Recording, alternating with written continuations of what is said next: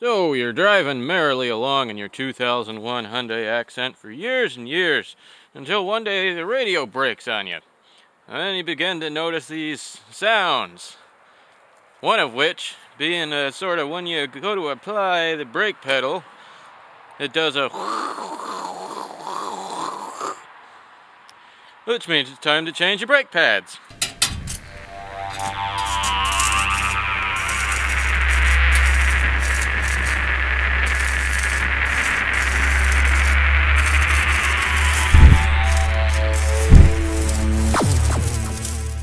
In theory, of course. I mean, this car is pretty light, and one of the pads is actually still good. The rivets on the other side, they're a pretty firm surface to press the one pad against. I mean, it works okay. But whatever. Say you're gonna follow traditional recommendations and change your brake pads right away. Well, this looks pretty simple. Seems to be one bolt down here on the bottom.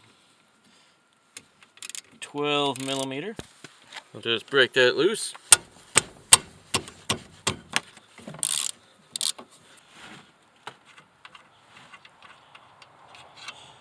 Pull that bolt out there. The small pry bar ought to do for this one. There it goes. And it just slides right off that pin there. Try to rest it out of the way without putting stress on the rubber brake line. And I always try to save these thin bits of metal, these shim-like things, if they still exist. And if not, I don't worry about it. But of course, you need to be very, very worried about getting the appropriate shims in there, or you'll all be killed. Anyway, I just pry around here, not too hard in any one place. See how rusty these are. They're not wanting to slide right off. They will eventually. Just don't want to damage anything else in this process. So don't go overboard with the force.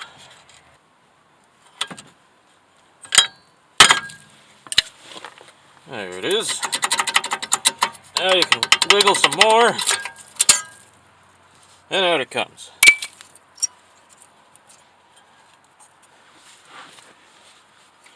And of course, don't mangle these dealies. That hold everything in place. There's more things on the back. That doesn't seem too standard. That's an awful lot of them. And then prying off the rear pad, and there is where you get that noise from. Grinding into the metal backing plate there. And of course, now the rotor's a little groovy. And you should have that machined, or get a new rotor. But I'm just going to put some new pads on here. And in no time at all, that rear pad will wear into the pattern of the grooves in the back of the rotor. And then you've got more surface area than you had originally. And of course, they won't wear evenly. But it cost me 15 bucks for this whole set of pads here. Okay, then clear as much of the rust and debris out of the way as you can. And then you'll slip your new pads into place. And look, these have some of these thin metal dealies already on the back here. So I think I will just go with that. I'll put a small bit of this brake grease onto all of the movement areas that are not braking friction surfaces. So like down here and right there, and on a little bit on the backing plate there where the piston from the caliper will make contact. Of course, very small amounts so as not to slobber it around on the braking surfaces. And a bit on the pin here where all the movement happens. Of course, I've got my gloves on. And then I imagine this rubber might pry off of here, and you should grease this peg in here, this bushing that the bolt goes through, that slides around as well. But I need to use the car right now, and I'm not going to risk tearing this rubber. It seems these are quite tight height-wise around the retainers here. It took quite a bit of tapping down and into place there. Got to hold the little thin bit of metal out and make sure it's not getting caught behind. And the rear pad has this wear indicator thingy that's supposed to turn into a reed against the rotor before you're entirely out of pad there, and make a horrible shrieking noise and let you know that it's time to change the brake pads. However, someone seems to have stolen half of my reed. So now that the new pads are all beaten into place there, they're occupying more space than the old worn down pads. So we'll have to press this piston back into the caliper.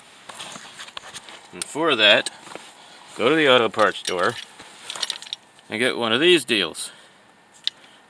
They're about $8, and eventually this handle will start slipping or break off, and then you'll put a pair of vice grips on there, and it'll be better than new. But this thing fits right into the caliper. So first, check here at the brake reservoir under the hood to make sure that there is empty space in the top of the reservoir here for when you press the piston in. You'll be pushing fluid back into the system, and if it's all the way at the top when you start, of course it will overflow. And brake fluid will take the paint right off of things. You don't want to slobber it around. And you'll use one of the old pads to spread out the force upon the piston.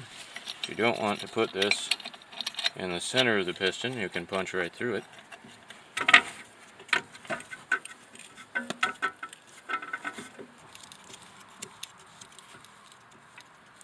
And again, apply a small bit of grease to the contacting surfaces. And having done all that properly, you should be able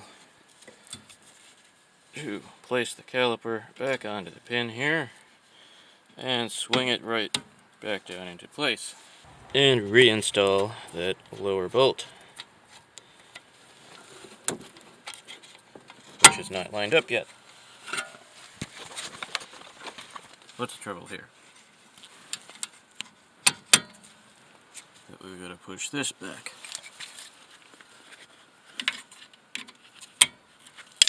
There we are. Wiggle that around until you get the threads lined up.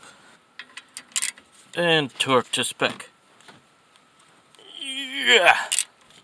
And then before starting on the other side, go pump the brake until you feel plenty of resistance there, meaning this has grabbed the rotor tightly, and there is as much space as possible left in the reservoir for pressing the other piston in. But of course, for safety reasons, do not do any of the things that you've just seen me do. But that's how I do it. So get to work. I've got to do the other side. Thanks for watching.